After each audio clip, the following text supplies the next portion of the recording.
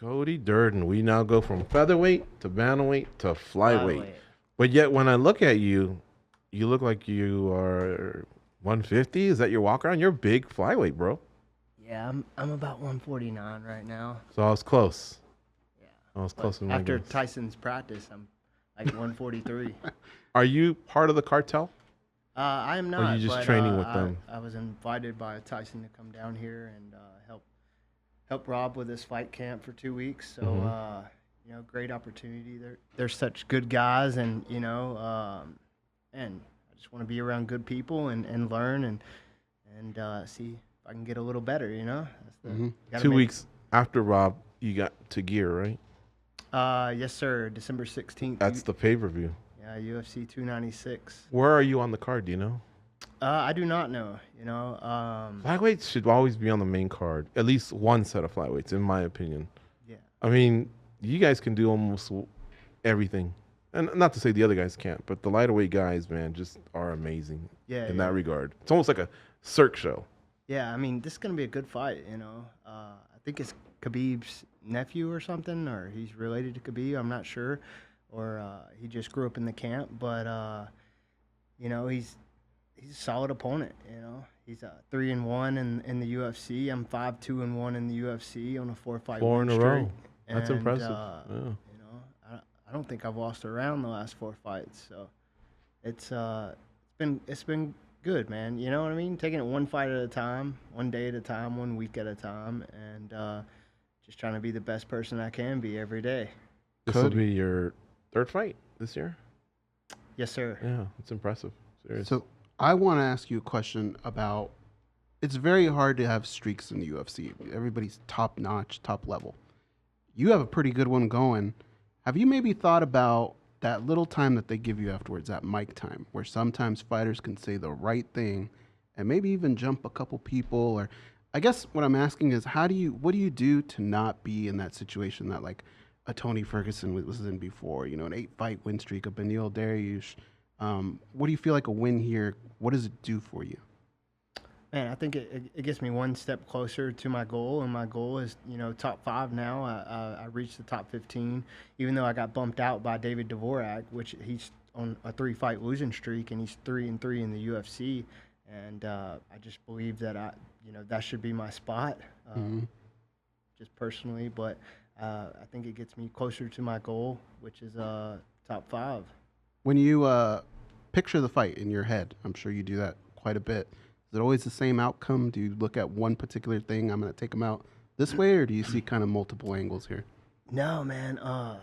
It's a little different, each fight, you look for, the things that could happen or the things that you think's going to happen, and then off the wall things that, might happen, but there's a slim chance that they don't happen, like the Makayev fight when I got flying knee in the chin and then submitted with a guillotine choke.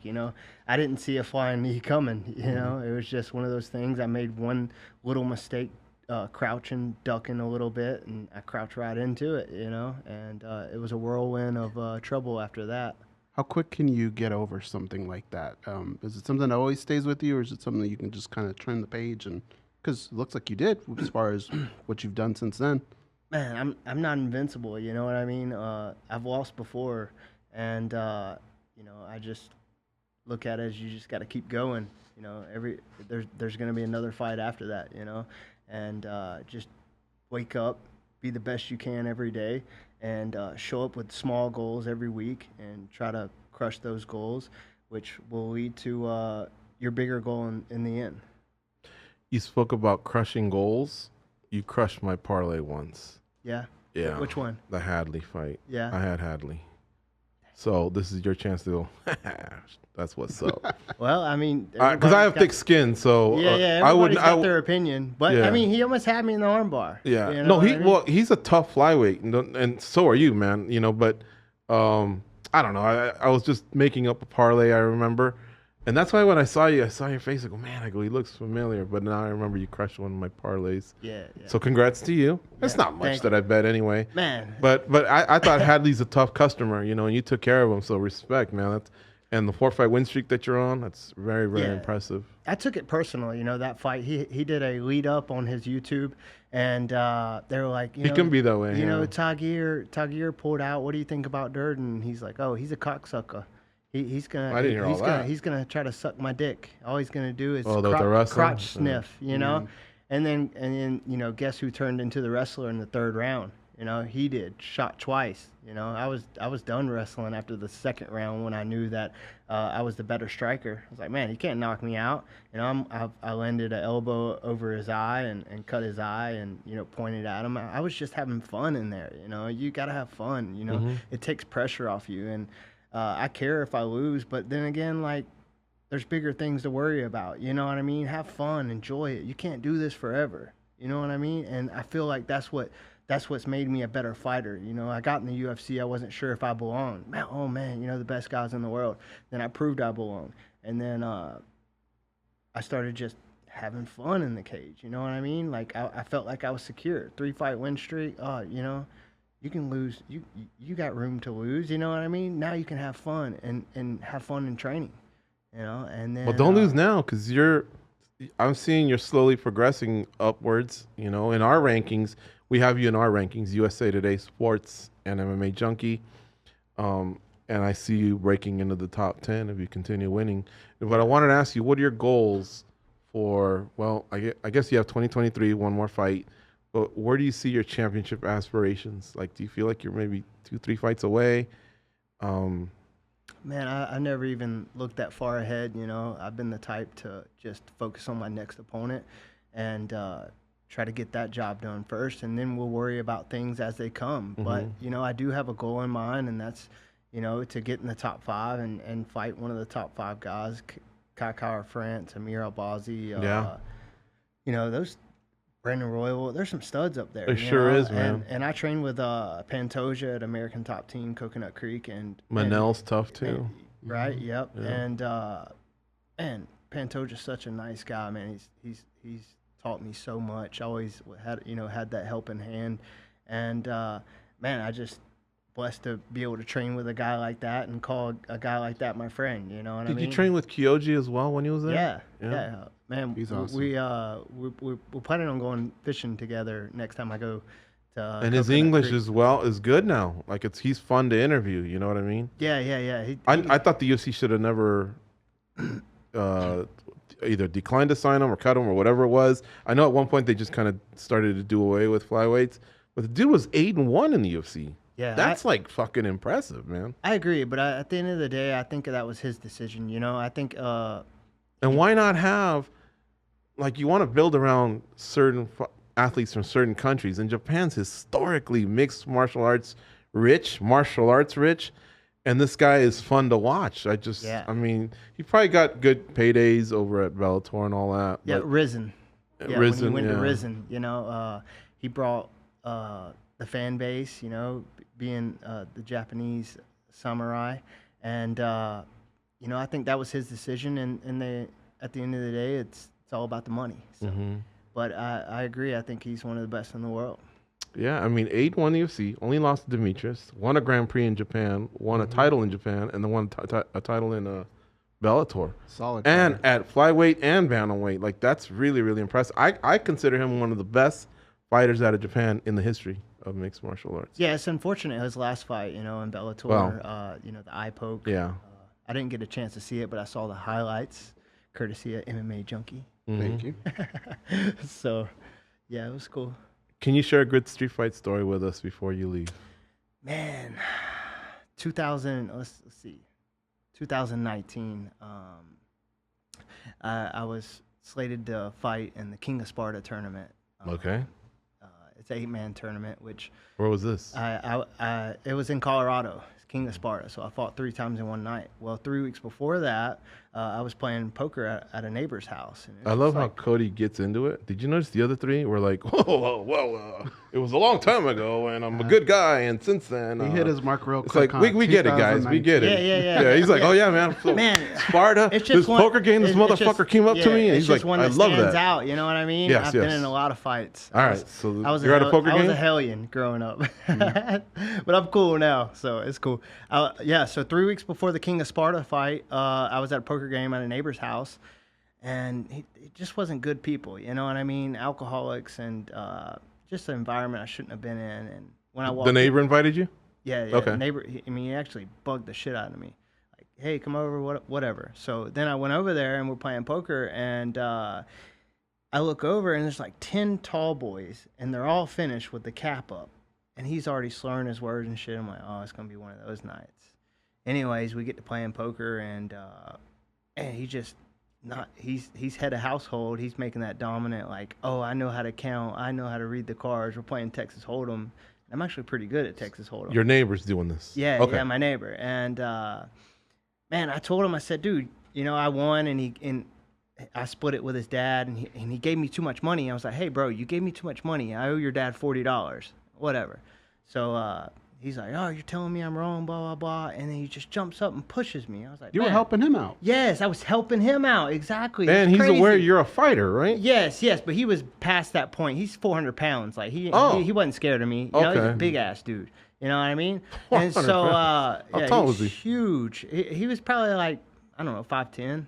Wasn't like that tall. Okay. But and then he pushes me. He's like, "Yo, chill." I wasn't drinking, and then I was like, "Yo, chill out, man. Like, don't touch me." He's like, "You need to go home." I was like, "Dude, I'm going." And like, as I went to go pick my glasses off the ground, he pushed me again, and I went backwards, and then he just went with a right hand, and I kind of like parried it down, and I drove my forearm into his throat over the poker table, and then we got on the ground, and his brother-in-law grabbed me off him. I was like, dude, you need to chill out. I'm going to hurt you. You know, I was past the point of going back at that point, but I didn't hit him still. And his brother-in-law comes over there and grabs me in a headlock. And As if to break it up, or he's in on the fight? He grabbed me Okay. hard. He was drinking too. Like, this is a rowdy group. Should have never been over there. Yeah. Lesson learned. Never been over there since. All right. All right. So then he grabs me in a headlock and pulls me back. And he's like, calm down. I was like, dude, I'm chill. I'm chill. And then when he goes to let me go, it's like happened that dude kicked me in the ribs 3 times. And I was like, all right, it's fucking on. I got up and I... Whoa. The brother-in-law kicked you, or the big guy? The big guy. The big guy. 400-pounder Yeah, he kicked kicked me in you the 3 ribs. times in the ribs? 2 or 3 times in Just the like ribs. he's a Shevchenko sister? He's just kicking boom, boom, boom and like then that? I was just like, oh, Wow. it's fucking on. Like, everybody's getting it now. And so then they follow me back to the house. Like, I'm going all the way back over to my house. It's like probably 100 yards away. And I get to the door, and his wife, his brother, and him were at the door. And I went to go open the door, and by that time my shirt's torn. I had a bloody lip but we were fighting all the way back. You know, I'm fighting three people. You know, but I didn't hit the woman. She was the one that busted my lip. You know? Oh, she could fight too. Yeah. Okay. She was rowdy. And so I went to go open the door. The door wasn't open, and my wife had some friends over, some girlfriends, and they were on the back porch or whatever. And then I remember my wife opened the door, and I was like, they just jumped me, and this bitch just hit me. Get her. That's what I told my wife. And my wife comes out like what? You know what I mean? So we were brawling in the front yard. Your wife can throw down? Oh, she punched her so hard, you know what I mean? But it was like, man, it's like the next day it was like, man, I had to defend myself, you know what I mean? Yeah. And then like it's kind of sexy that my wife had my back like that, you know what I It mean? is. Like No questions asked. It just was, came right out. Yeah, exactly. But you know, that's the only street fight that I've been in since I guess high school. You know, That's a doozy, though. one street That's a fight, great you know, street fight and story. like I had to defend myself, you know. Drunk guy, drunk brother-in-law, wife punches me in the mouth, you know what I mean? And so it was crazy. You're still neighbors, though, right? Nah, they moved away. Oh, they did. They But- rented but the what, house. What was it like for that little time period where you knew there were Do you feel like part 2 was And what was the coming, next or- day like? Or the next time, Apologies? was it at least like a head nod? What's up? Or No. Mad like, dogs? Like yes, they were extremely mad, you know, because I broke my hand hitting him in the jaw, and I thought he was gonna fall, but he took 2 steps backwards, and he's like, "You're going to jail." I'm like, "Dude, you're in my yard. Go home." You know what I mean? He had followed me all the way back to my house, and so. Moral of the story is I still took the fight 3 weeks later with a broken right wrist, and I won the tournament. I forgot he had a fight afterwards. Yeah. great story. So That's it a good circled one. all the way back around. You know what I I like mean? that one. I still won the tournament. So it was like, Wow. Did you ever talk to them again? no. Mhm. You know, we had problems with their kids throwing rocks at our vehicles as we rode by, and Jeez. the cops came a few times. But after that, it was just like, man, we're gonna ignore them. We're not gonna have nothing to do with them, because they were the party and drinking type. You know, I Mhm. knew I shouldn't even have went over there in the first place. But it's just like, they're my neighbors. I haven't known them that long. I guess I'll go over there and play some poker. Mhm. Then you find out who people really are, you know. And But you were out of They were- line they were- returning those $40. yeah, exactly. To his father. Exactly. You know what I mean? Like To you his couldn't have been father. a nicer guest. Yeah, like I'm completely sober, you know, Mm. and That's a lot of bad decisions, right? yeah, A fighter, you try and pick a fight with He's him. and not who's only trying to help you an out. active fighter. He's not retired. He's actually in training camp, so Mhm. he's in that mode, like totally in shape. And Those are yeah, he bad returned decisions. $40. Was nice to your dad. When you shoved him twice, he still didn't do anything, and they still wanted some. Like there was so Yeah. many times where they could have exactly. You know, paused and said, "What are we doing?" and Like and that was my we're gonna only- make a mistake here. that was my only street fight I've had, and you know, since then and since like 2011, 12 after that. You know what I mean? So that tells you what kind of person I am. You know what I mean?